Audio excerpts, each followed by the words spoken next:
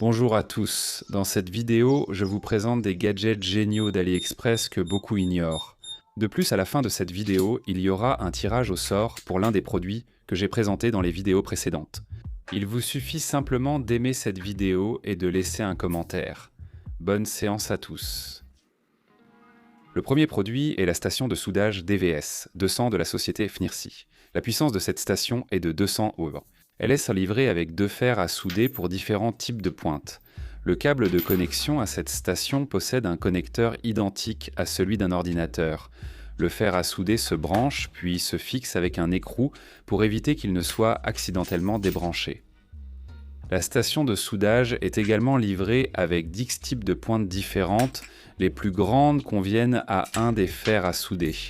D'ailleurs, la poignée du fer à souder est faite d'un matériau doux et très agréable. Les plus petites pointes ne peuvent pas être insérées dans ce fer à souder, elles conviennent à l'autre. Le support du fer à souder est aussi de très bonne qualité, avec un poids conséquent qui assure sa stabilité. On insère une brosse en laiton pour nettoyer la panne du fer à souder. On appuie sur le bouton d'alimentation puis sur OK et la panne chauffe aussitôt.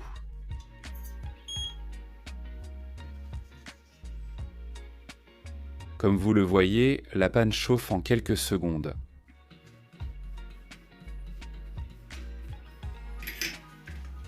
La température du fer à souder est réglable de 100 à 450 degrés. La station de soudage offre aussi des pré-réglages de température modifiables via le bouton de retour. Sur la station de soudage, sur les côtés, il y a deux bouchons en caoutchouc. Si vous les retirez, vous pouvez y brancher des pinces spéciales fournies dans le kit.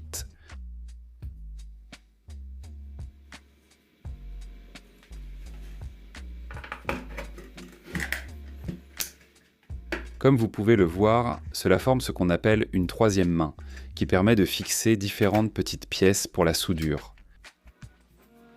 Au fait, dans les trous de la station de soudage et sur les supports pour le fer à souder, on peut insérer la panne. Un autre détail intéressant et important inclus dans le kit, c'est un câble avec deux connecteurs et une sorte d'antenne. Il faut utiliser le câble pour relier la station et le support du fer à souder, puis y connecter ce qu'on appelle l'antenne. Le fabricant a mis en place une protection contre l'électricité statique et les tensions induites afin qu'aucun composant ne soit endommagé lors de la soudure des circuits imprimés. Le fil du fer à souder est fixé dans le clip de l'antenne, ce qui permet de souder la carte sans risque d'endommager un composant. Comme vous le voyez, la station de soudage est bien conçue et coûte moins de 100 $. Le second produit est livré dans un bel étui similaire, éditeur de sous-titres. À l'intérieur se trouvent un câble Type-C, un manuel et un appareil de vision nocturne NVC42F-NIRSI. L'appareil possède un connecteur pour le fixer sur un trépied et il fonctionne avec une batterie 18650. Allumons-le et voyons son agencement.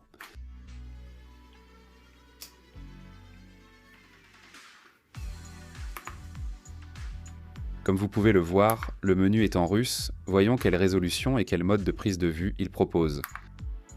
La qualité maximale est 4K.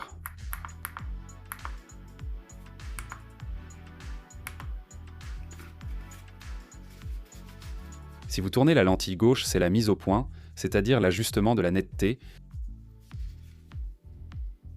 L'éclairage nocturne traverse la lentille droite, visible uniquement par la caméra. Maintenant, pour tester cet appareil, passons à l'extérieur.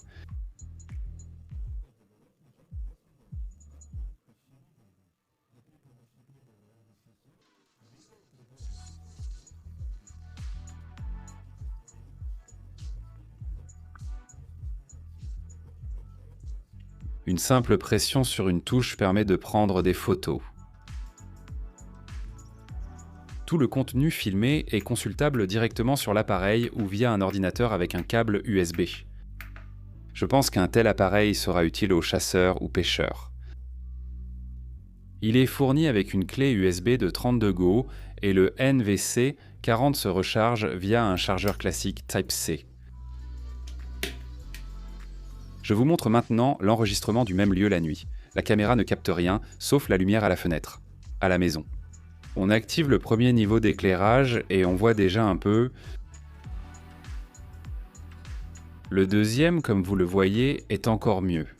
À l'œil nu, comme déjà mentionné, le rétroéclairage n'apparaît que via l'écran et son niveau maximal est le troisième. Cet appareil remarquable coûte un peu plus de 50 $. Pour l'achat, le lien est en description. Le troisième gadget est le poste à souder par point SWM 10 de FNIRSI, compact et doté d'une batterie intégrée de 5000 mAh. Il y a un support pratique pour la placer verticalement. Suite. Le kit comprend des câbles de soudage de haute qualité qui sont très souples et ne se cassent pas. Nous connectons les câbles, puis nous allumons notre appareil.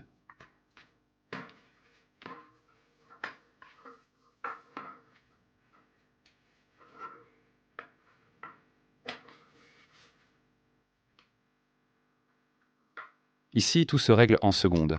Le premier mode, c'est le préchauffage. Avant la soudure, il est recommandé de mettre 2 secondes. Le deuxième, c'est la durée de l'impulsion elle-même, on peut dire la puissance. Le troisième, c'est l'intervalle, en bas les chiffres, 5, 4, 3, 2, 1. C'est le nombre de fois que la soudure sera effectuée. Je vais effectuer les essais de soudure sur une lame de cutter, il suffit de toucher avec les électrodes et la soudure se fait à l'endroit voulu. Voici les 2 points obtenus avec les réglages quasi minimaux. Pour plus de puissance, il suffit d'allonger la durée de l'impulsion. Essayons avec 17 secondes.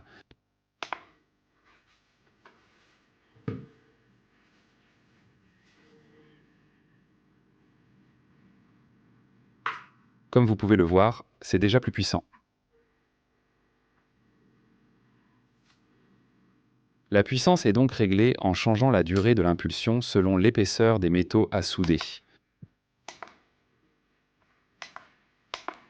La durée maximale de l'impulsion est de 30 secondes, je la règle, et voyons ce qui va se passer.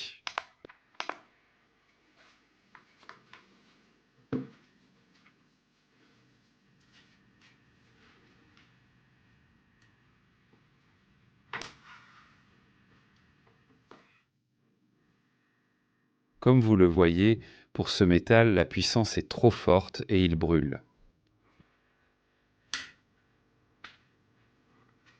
Je règle maintenant la durée minimale de l'impulsion. Au fait, à propos du concours dont j'ai parlé au début, si cette vidéo atteint 100 000 vues, je choisirai au hasard un gagnant parmi les commentaires et je vous enverrai un gadget que j'ai présenté dans mes vidéos précédentes. Le tirage au sort se fera sur ma chaîne Telegram, lien en description. Laissez des commentaires pour tenter votre chance. J'allonge un peu la durée de l'impulsion et double le nombre de soudures.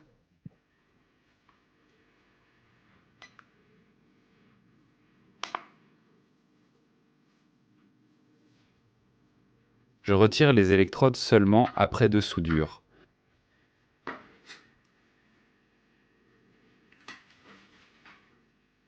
Comme dit, le nombre maximal de soudures est réglable jusqu'à 5 fois.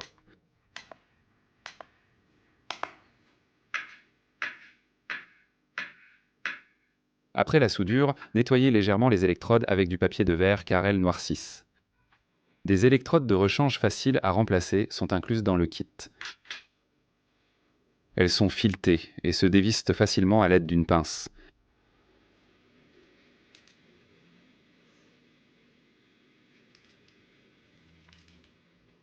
Cet appareil se recharge avec un chargeur type C classique et l'écran affiche la tension, le courant et la puissance. Après un peu d'entraînement, on peut passer au soudage de l'accumulateur 18650. Pour cela, plusieurs mètres de bande de nickel sont inclus dans le kit.